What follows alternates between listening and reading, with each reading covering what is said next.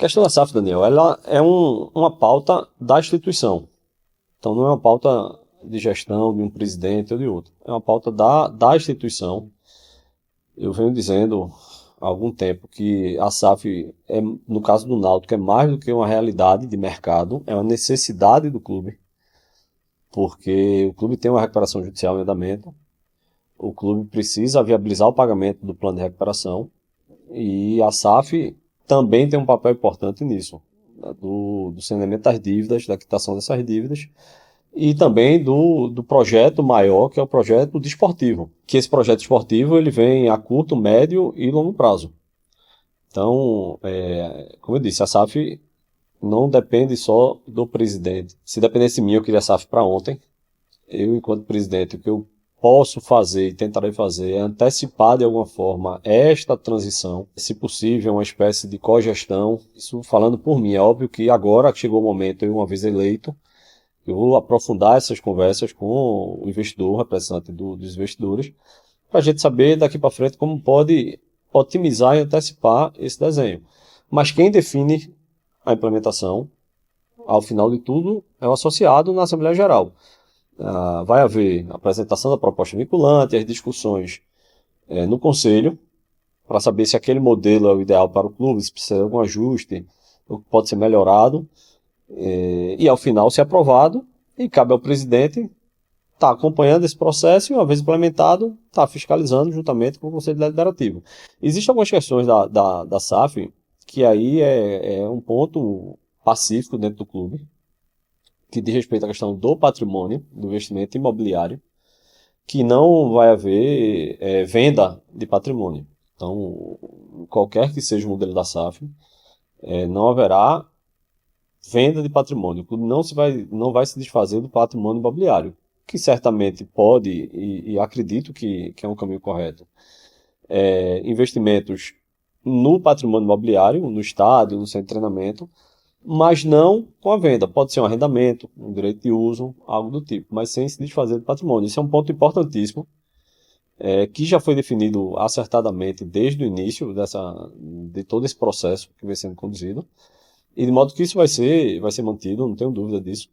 Mas existe a questão do projeto desportivo, que é óbvio que o pagamento de dívida é importante, importantíssimo para a viabilidade e a saúde financeira do clube. Mas o projeto imobiliário que a gente tem que ter, perdão, o projeto desportivo é que a gente precisa ter uma atenção muito grande, porque é o projeto esportivo que vai fazer o futebol do clube, de fato, a curto, médio e longo prazo, e galgando degraus, subindo degraus, até chegar na Série A e mais na frente pensar no campeonato, na Copa Sul-Americana, por exemplo. As informações que eu tenho até hoje são informações que eu tive enquanto pré-candidato, enquanto candidato e antes enquanto conselheiro do clube. Então, não são informações mais detalhadas, profundas, porque eu não poderia naquele momento tê-las em razão da questão de confidencialidade da negociação. Agora não, agora é diferente. Ao longo dessa semana vão acontecer reuniões com o Luiz Felipe, inclusive, e certamente já com algum representante da SAF, com algum representante dos investidores, para que eu possa me aprofundar nesses detalhes. Tá? Do que eu vi até hoje, superficialmente, me agrada o que está sendo a ideia. Não consigo detalhar, porque de fato não tive acesso, vou ter ao longo da semana, mas me agrada a ideia. E agora, essas conversas, quando forem aprofundadas, tanto comigo, quanto presidente, quanto no âmbito do conselho, é que vai se decidir ao final se precisa de algum ajuste ou não. Mas eu penso que tá caminhando bem. Diante das informações que eu tenho, me agrada.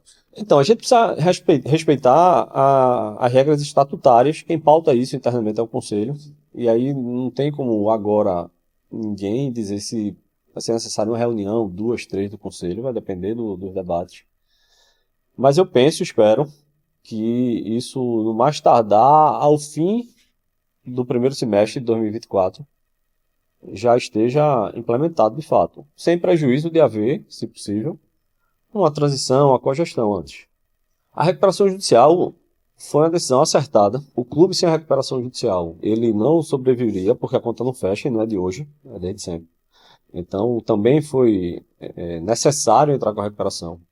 A recuperação judicial vem sendo muito bem conduzida pelo escritório contratado, e quem está à frente é o doutor Rodrigo Cal Beltrão, é um advogado de história especialista nessa pauta. Então está sendo muito bem conduzida por ele.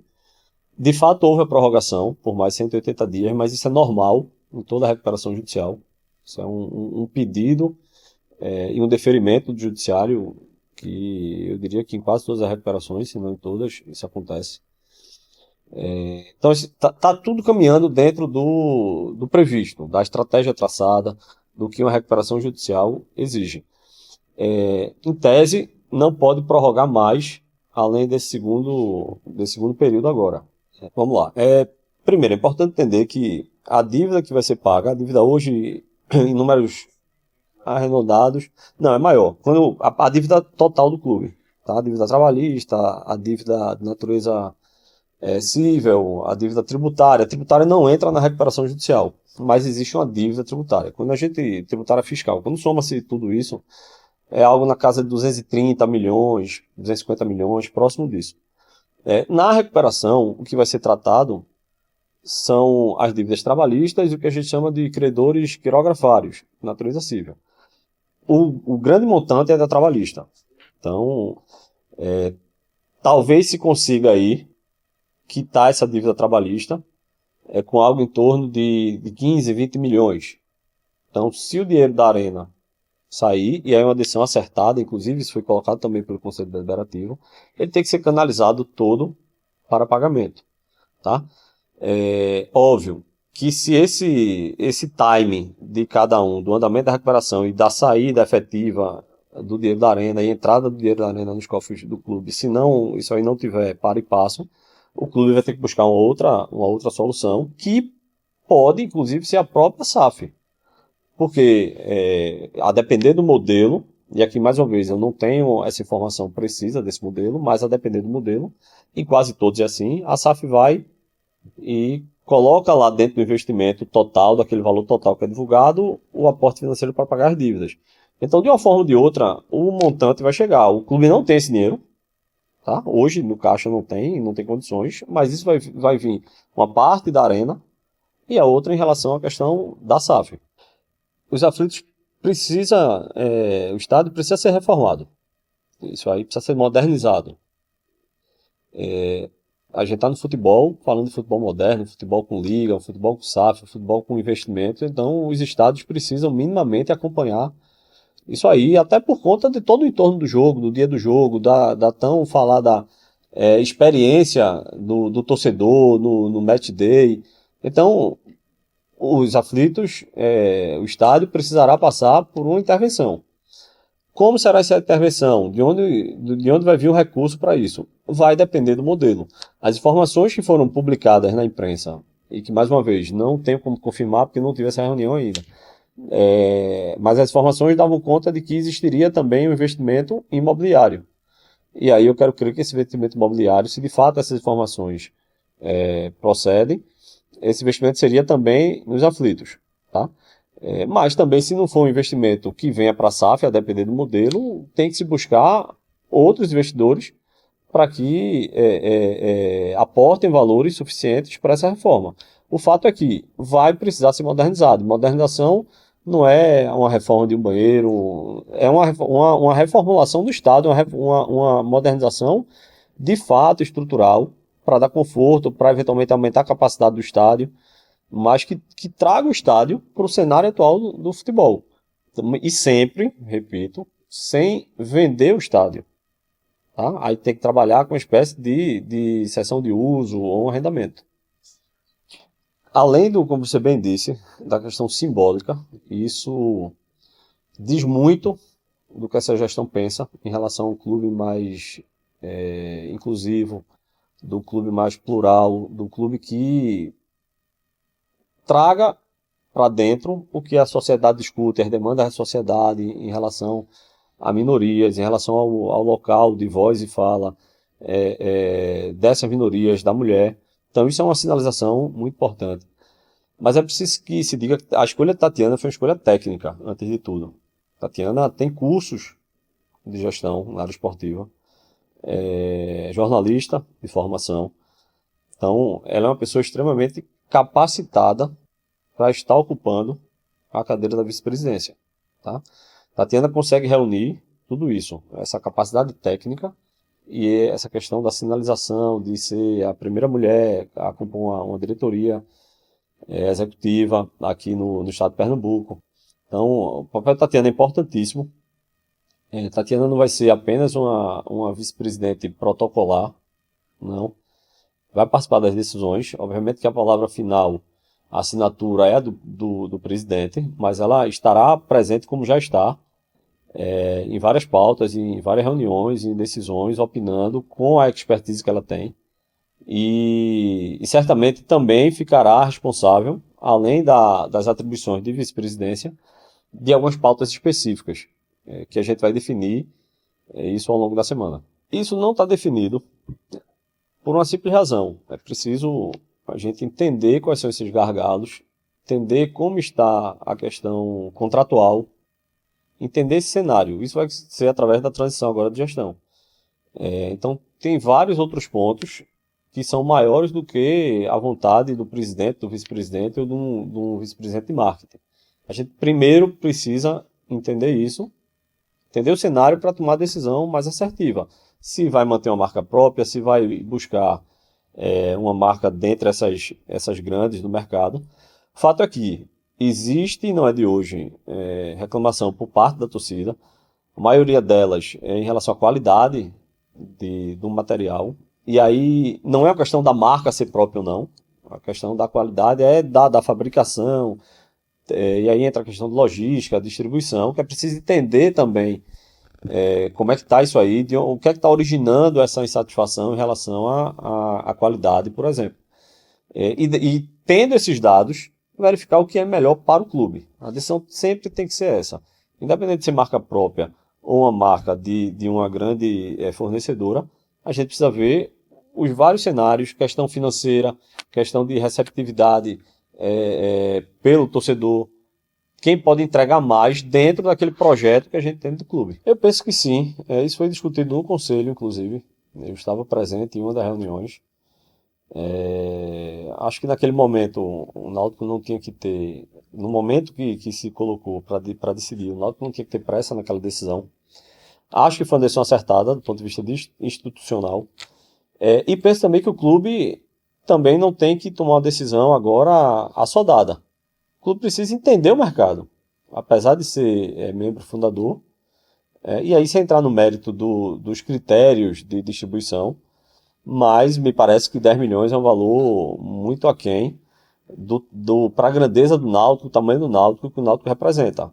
Então, acho que o Náutico precisa observar, conversar, dialogar com as outras opções, para que, mais uma vez, tome a decisão que seja melhor para o clube. E quando eu digo melhor para o clube, não é só em relação a valores. É preciso entender a capacidade de cada liga de gerar mais recursos para frente, o que é que agrega aquilo ali, porque às vezes a gente fica preso só com valor e esquece os ganhos indiretos em si toda a negociação. E com essa questão das ligas não pode ser diferente. Então, se eu vou negociar com um fornecedor, eu preciso saber quanto o clube vai receber diretamente e indiretamente o que é que aquilo vai gerar também.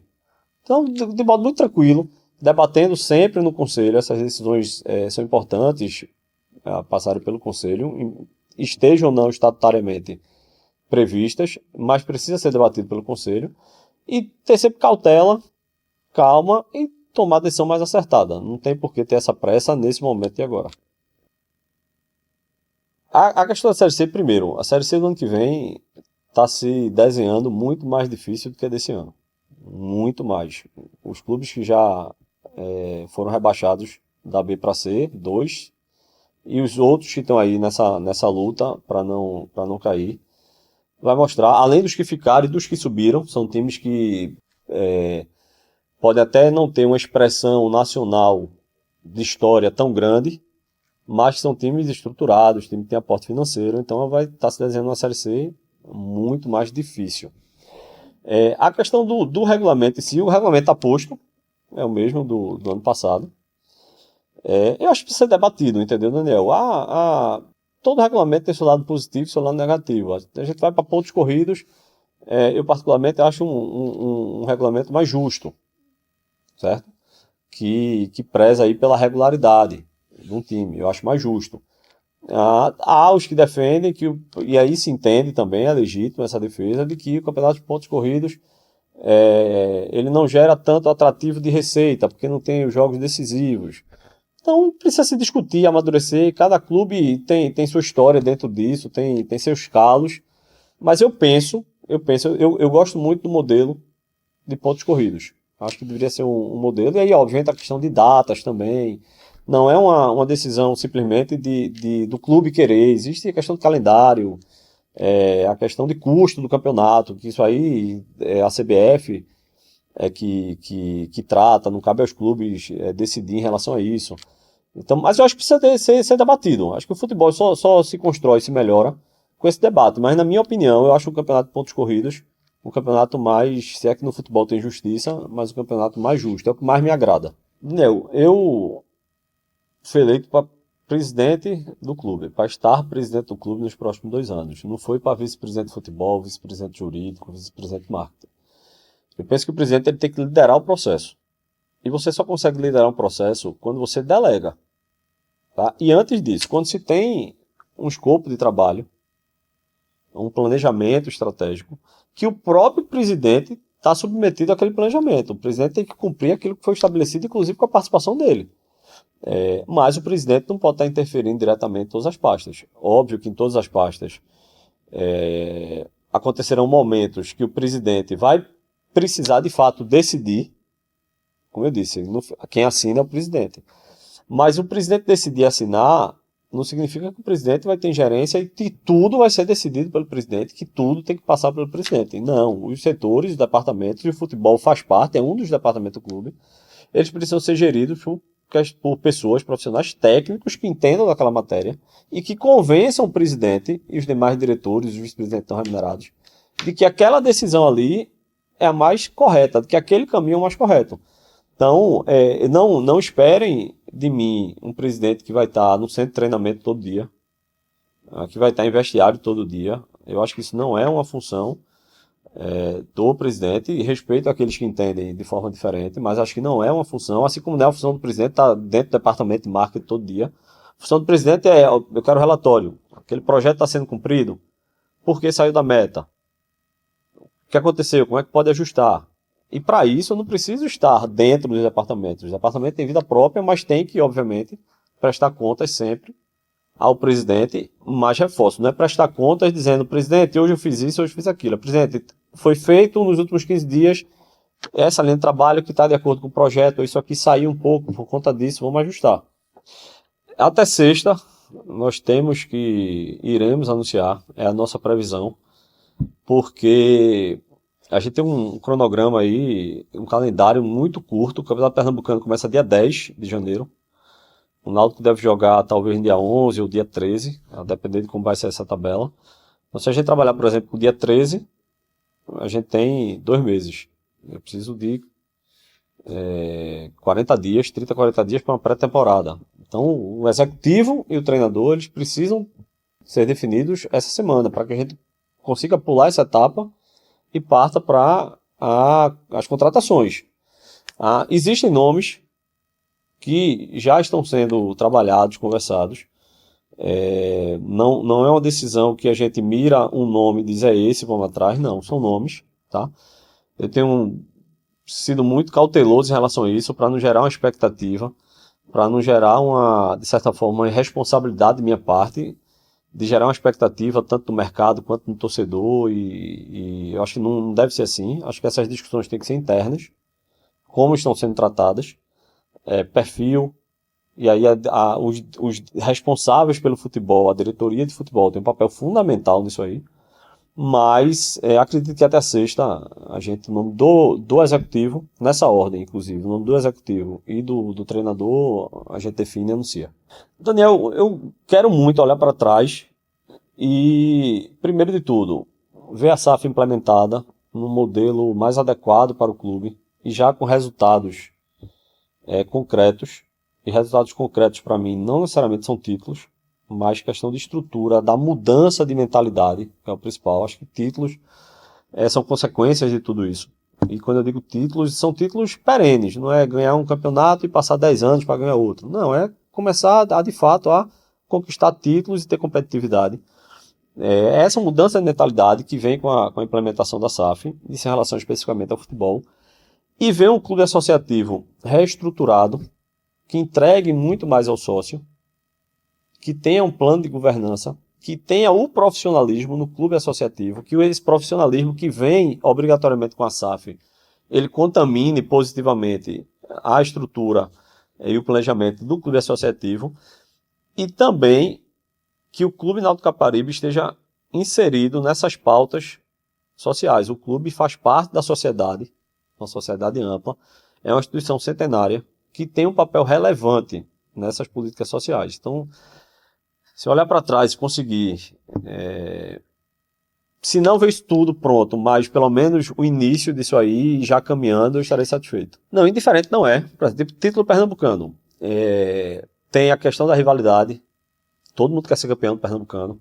Eu quero ser, todo Alveu quer ser. E o Náutico, pela grandeza do Náutico, e não é só o Náutico, Santa Cruz, Sport, pela grandeza, entra para querer ser campeão. Tem que ser assim. O pernambucano tem um ponto importantíssimo que é que dá o direito de jogar a Copa do Brasil. Nós não vamos jogar a Copa do Brasil porque, de certa forma, negligenciamos e houve um insucesso no pernambucano. Então, todo campeonato tem importância. O Náutico tem que entrar para competir e brigar por título. Agora, por exemplo, Copa do Nordeste, o Náutico nunca conquistou. Então, eu gostaria muito que nos próximos 2 anos o Náutico conseguisse o título da Copa do Nordeste. Mas o principal objetivo do clube, desportivamente, isso não exclui a importância dos outros dois e brigar por títulos, é sair dessa Série C e finalizar o ano de 2025, no final da gestão, já com acesso garantido para a Série A.